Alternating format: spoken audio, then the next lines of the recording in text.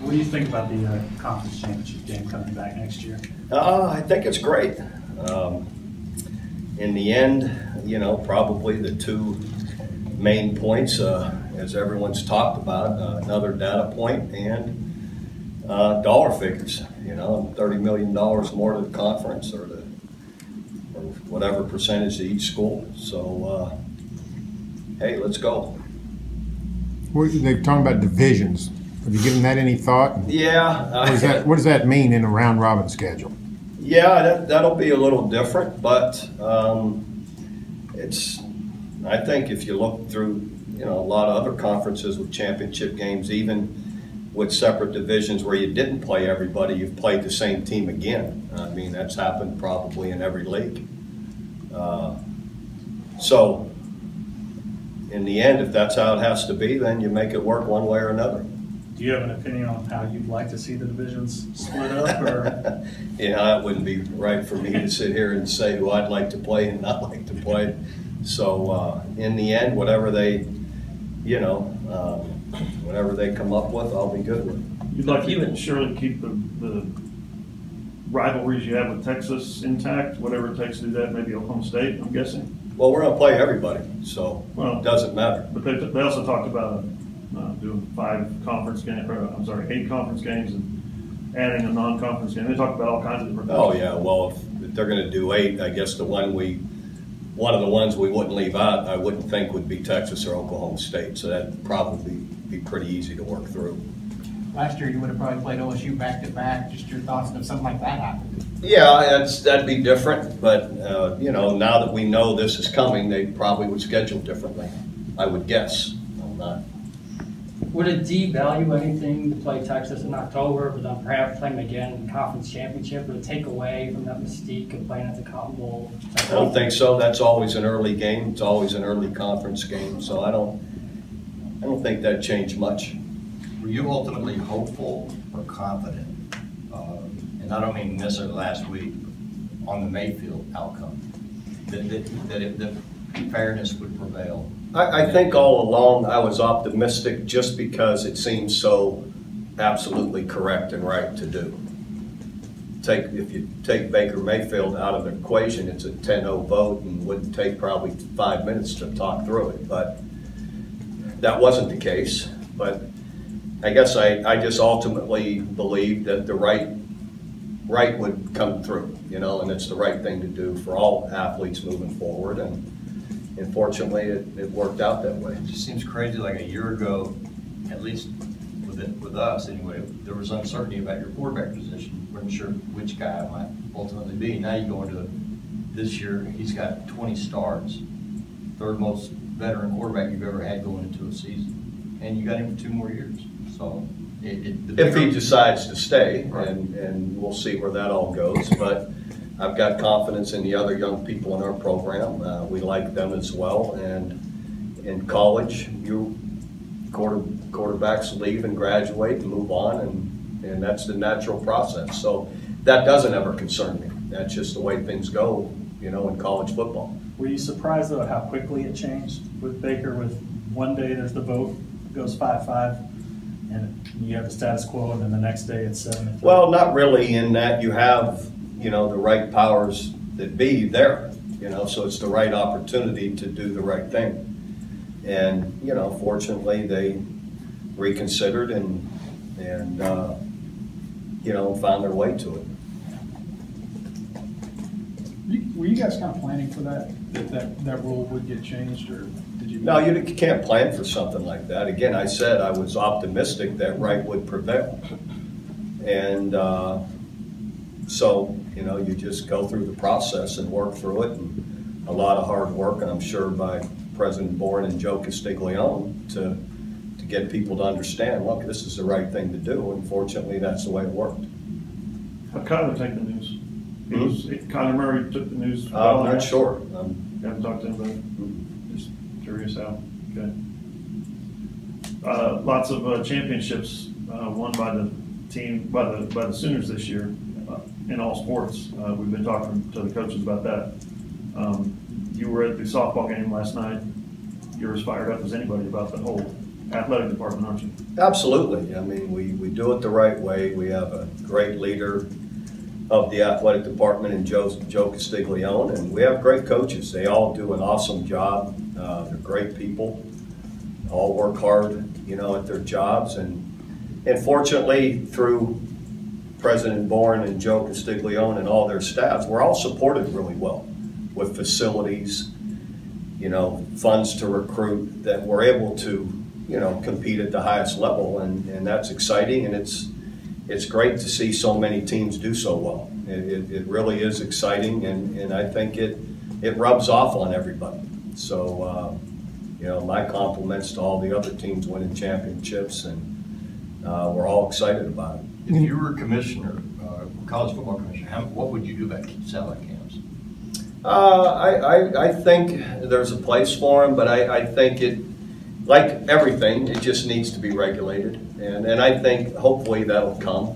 And then here's your opportunities, whatever it may be, you know, and here's, let's keep it within reason, and not that you restrict anything, but maybe you just put it in a time capsule of, say, you have your opportunities in a 10-day window to do whatever, you know. And so as long as it can be regulated and in the right ways, I think, you know, for the young person that can't travel to another campus, to bring 3-4 schools to his hometown, whatever it may be, that's a positive. But let's not get, you know, let's not have recruiting violations with it, and let's make sure assistant coaches have a life at a time of year when they're used to having one. Just because there's one school that's having like 26 this month. Hey, good for them. You can only sign so many players. That's exactly right. Are you surprised how big an issue this satellite camp thing has become? No, I don't know that it is that big an issue. It's just something to talk about at a time of year when there isn't a lot to talk about, you know. So I don't see it as a big deal. You generally held these in the state of Texas. Would you ever consider going outside of the region? You know, yes and no. We've talked about it, but what your payback's going to be with it, I don't know that it's usually worth it. Proximity always matters, and whether you go there or not, it's still going to matter at the end of the day. So, Nick had talked about third parties and allowing that in. Is it? Yeah, he has a great point there. But I think you still have the opportunity as a coach to deal with third parties or not. Mm-hmm. And, you know, and some third parties have genuine great interest for the young man and aren't looking for anything. Sometimes maybe they are. So you decide who you want to deal with. And that's been going on for more than this year. That's been going on for the last 10 years. And so, again, I think, again, who you are and how you deal with people, you know, will end up mattering more. It was something that kind of came up with recently. There's a school that, you know, they had kids coming on official visits and maybe people that weren't their family that were getting paid for and things like that. I mean, those are the things you're talking about that have been going on for a while. But would it just be better if you could only have camps that were somehow affiliated with an NCAA institution of some type instead of just like a, you know, a personal trainer camp that coaches can? Yeah, I agree. I think, again, Coach Saban made a great point about, you know, we have been great about keeping everything on high school campuses and dealing with high school coaches.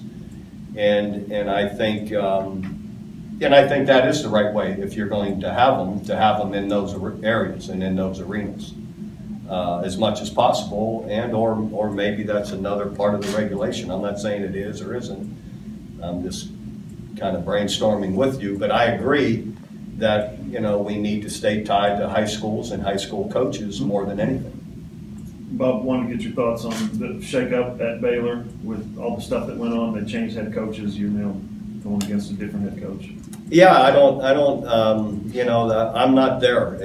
I don't ever believe in having much to say about something you're not involved in. I don't know all the details whatsoever, you know, to have a strong comment either way. I really don't. So, so I wouldn't, you know, I just wouldn't go there, being that, again, that isn't affiliated with us. Have you had any interaction with Jim Grobe over the years? Do you know much about him? You know, I met Jim a few times and had a great occurrence to chance to golf with him at one of our events. I want to say in Phoenix, one of our coaches events we were at. Wonderful guy, but that's about the extent of it. It hasn't been a lengthy relationship at all, but he has a great reputation and as a man and a coach, and I enjoyed the day I was with him, golfing with him. You have a pretty famous boxing friend. You ever run into Muhammad Ali over the years? I was with Boom Boom Mancini. Sat at a table with he and his current wife now, Tina, and my wife at Muhammad's 70th birthday party at the MGM. But I didn't meet him. It was always the only athlete I'd ever want to meet that I would truly, but I wasn't going to be that guy that night. Obviously, there were way too many important people there, and he was awfully busy. And Boom Boom couldn't hook that up for you. No. Again, I'm not one that I wasn't going there. But felt honored to be in the room with him. I'm a major fan of everything that he's done. Athletically, that goes without saying. But what he stood for is just incredible at such a difficult time. That's what can't be understated is what a hard time for him to stand for what he did. And then people finally realized, he was correct in what he was, what he was thinking and the way he presented it, all of it. But, rest in peace. But I'm always, it's the only athlete that hangs in my home, and has for a long time. Really? Time for one more question. You have a framed image of Ali in your home? Yes. The iconic one standing over listening. Right. And it's signed. I don't know if it's him or not, but but my wife was good enough to get it for me a long time ago. She knew I've always been a major fan. So can Micaiah Quick be a starting cornerback for you? Micaiah's, out of high school, I loved when I walked in the building and was with him out there. I'm watching his tapes. As a DB, he was exceptional. So at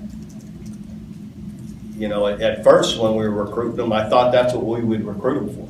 And then he wanted to play receiver, and he was good there too. So explosive and making plays. So he has size, quickness, speed, attitude. So hopefully, he's a guy that can compete for it. And we had actually talked about it in the winter, but he wanted to stay through the spring and see where he could be. And I talked to the offensive coaches about it. And I said, now let's be sure we take advantage of where maybe he can make the biggest impact.